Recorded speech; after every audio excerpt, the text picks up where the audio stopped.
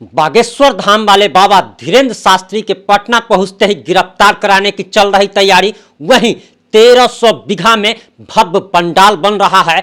वहीं तीसरी खबर यह है कि दरअसल राजद के विरोध के बाद गिरिराज सिंह और विजय सिन्हा सामने आए हैं और उन्होंने एक ऐसा बयान दे दिया है जिससे बवाल मचना तय है। नमस्कार, मैं प्रिंस कुमार सिंह और आप देख रहे हैं पॉजिटिव इंडिया। अभी हम इसी 3 मुद्दों पर इस 5 से 8 मिनट की रिपोर्ट में चर्चा करने आए हैं, आपको बताने आए हैं। दरअसल आपको बताते चले कि बागेश्वर धाम वाले धीरेन्द्र शास्त्री पर मुकदमा दर्ज करने की मांग की गई थी और उसके बाद एक याचिका मुजफ्फरपुर कोर्ट में डाली गई है जिसकी सुनवाई 10 मई को होने जा रही है। आपको बताते चले कि 13 मई को बागेश्वर धाम वाले धीरेन्द्र शास्त्री पटना पहुंच रहे हैं, लेकिन उससे पहले बिहार में बवाल मच गया है। आपको बताते चले कि मुजफ्फरपुर में याचिका जो कोर्ट में डाली गई है, इसमें कोर्ट ने स्वीकार कर लिया है याचिका को और साफ साफ कहा है कि हम 10 मई को इस पर सुनवाई करेंगे। आपको बताते चले कि दरअसल उन पर यह मुकदमा क्यों किया गया है और क्या तर्क दिया गया है वो पहले आपको हम बता देते हैं।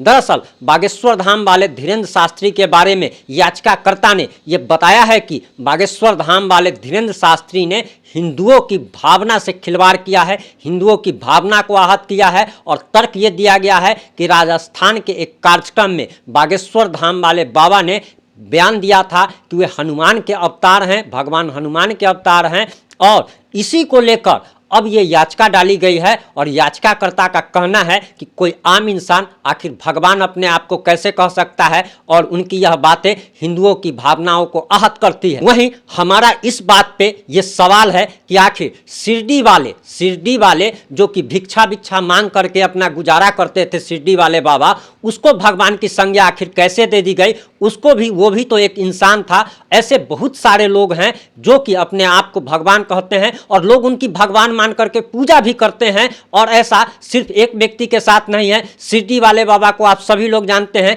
जिनकी तो अब मंदिरें बन गई है और बाकायदे उनकी पूजा अर्चना भगवान की तरीके से की जाती है। आपको वही बताते चले कि दूसरा मुद्दा यह है कि दरअसल आरजेडी जो है, पूरी राजद पार्टी बागेश्वर धाम के पटना आने का विरोध कर रही है और इस पर रोज नए मतलब कह सकते हैं कि हर मिनट पर नए बयान दिए जा रहे हैं। और राजद की तरफ से सबसे पहले तेज प्रताप यादव जो कि लालू प्रसाद यादव के बड़े लाल कहे जाते हैं, वे सामने आए थे और उन्होंने कहा था कि बागेश्वर धाम वाले धीरेन्द्र शास्त्री को पटना एयरपोर्ट पर ही घेर लिया जाएगा। और इसके बाद तेजस्वी यादव जो कि आरएसएस के तर्ज पे एक संगठन उन्होंने बनाया है जिसका नाम डीएसएस है, उसको आरएसएस की तर्ज पर अपने संगठन के लोगों के साथ पैदल मार्च करते नजर आए और जैसा आरएसएस करता है ठीक उसी प्रकार से वे करते नजर आए, मतलब कह सकते हैं कि कार्बन कॉपी। वहीं आपको बताते चले कि तेज प्रताप यादव सिर्फ नहीं बल्कि जगदानंद सिंह जो कि राजद के एक वरिष्ठ नेता और कद्दावर नेता कहे जाते हैं,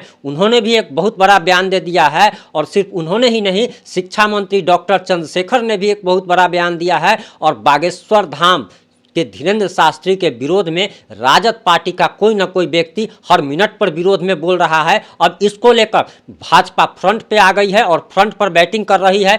आपको ये भी बताते चले कि दरअसल गिरिराज सिंह जो कि भाजपा के फायर ब्रांड नेता कहे जाते हैं और केंद्रीय मंत्री भी है, उन्होंने साफ साफ कह दिया है कि अगर बागेश्वर बाबा को अगर कोई छू के अगर दिखा देगा तो मतलब बवाल कर दिया जाएगा। एक तरीके से उन्होंने साफ साफ लोगों को चेतावनी दे दी है, जो लोग विरोध कर रहे हैं कि अगर बागेश्वर धाम वाले बाबा को अगर कुछ भी होता है, कोई छू भी देता है तो वो बवाल खड़ा कर देंगे। वहीं आपको बताते चले कि अब इसको लेकर बिहार प्रतिपक्ष के नेता विजय कुमार सिन्हा जो हैं वो भी सामने आ गए हैं और उन्होंने साफ साफ लालू प्रसाद यादव, तेज प्रताप यादव को चेतावनी दे दी है कि बिहार किसी के जमींदारी नहीं है, किसी की जमींदारी नहीं है कि कोई किसी को यहाँ आने से रोक सकता है।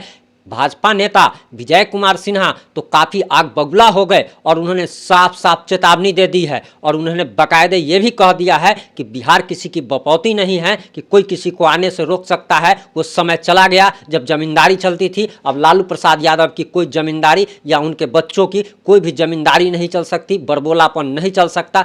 यहीं आपको बताते चले कि बागेश्वर धाम वाले बाबा का जो विरोध हो रहा है, इसको भाजपा ने हाथों हाथ लिया है और भाजपा को इससे 2024 के लोकसभा चुनाव में काफ़ी फायदा दिख रहा है। बागेश्वर धाम वाले बाबा के आने से भाजपा को काफ़ी फायदा दिख रहा है और भाजपा फ्रंट फुट पर बैटिंग कर रही है और बागेश्वर धाम बाबा के विरोधियों को ताबड़तोड़ भाजपा की तरफ से जवाब दिया जा रहा है। भाजपा की एक टीम लगातार मीडिया के सामने आकर विरोधियों को जवाब देने में व्यस्त है। आपको बताते चले कि दरअसल बागेश्वर धाम वाले धीरेन्द्र शास्त्री को पटना के गांधी मैदान में कार्यक्रम करने की अनुमति राज्य सरकार से नहीं मिलने के बाद अब उनका कार्यक्रम पटना से 25 किलोमीटर दूर नौबतपुर में हो रहा है। नौबतपुर के तरेत पाली मठ में उनका भव्य कार्यक्रम होने जा रहा है। आपको बताते चले कि सिर्फ 100, 200, 300 बीघा नहीं बल्कि 1300 बीघा आप समझ सकते हैं कि कितना बड़ा प्लॉट होगा कि मतलब एक तरफ से अगर देखा जाए तो दूसरे छोर तक नजर नहीं पहुंचेगी।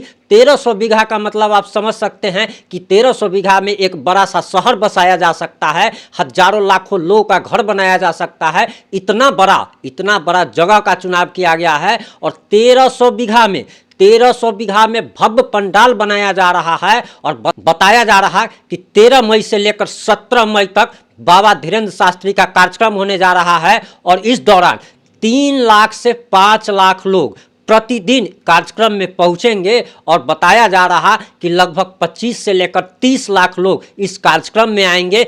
1300 बीघा में जो कार्यक्रम जो हो रहा है, आप इस भव्य पंडाल को अगर देखेंगे तो आप हैरान रह जाएंगे कि इतना बड़ा भव्य पंडाल भी हो सकता है क्या। इतनी भव्यता से बनाया जा रहा है और इतना शानदार इंतजाम तरेत पाली मठ के द्वारा किया जा रहा है। तरेत पाली मठ से जुड़े लोगों ने बताया कि दरअसल यह अभूतपूर्व कार्यक्रम होने जा रहा है, ऐतिहासिक कार्यक्रम होने जा रहा है जिसमें 25 से 30 लाख लोग शामिल होंगे। हर एक दिन 3 से लेकर 5 लाख लोगों के बीच में बाबा आएंगे, उनकी समस्याओं को सुलझाएंगे, उन्हें प्रवचन देंगे। वहीं यह भी बताया जा रहा कि बहुत सारे मुस्लिम लोग जो हिंदू धर्म में वापसी करना चाहते हैं, घर वापसी करना चाहते हैं, अब उनको भी घर वापसी कराया जाएगा। वहीं आपको बताते चले कि इस कार्यक्रम को विरोध को लेकर जब राजद विरोध कर रही है, वहीं इस पर साफ साफ गिरिराज सिंह जो कि फायर ब्रांड नेता सह केंद्रीय मंत्री हैं, उन्होंने कह दिया है कि अगर बाबा का कार्यक्रम बिहार में नहीं होगा, भारत में नहीं होगा तो क्या मक्का मदीना में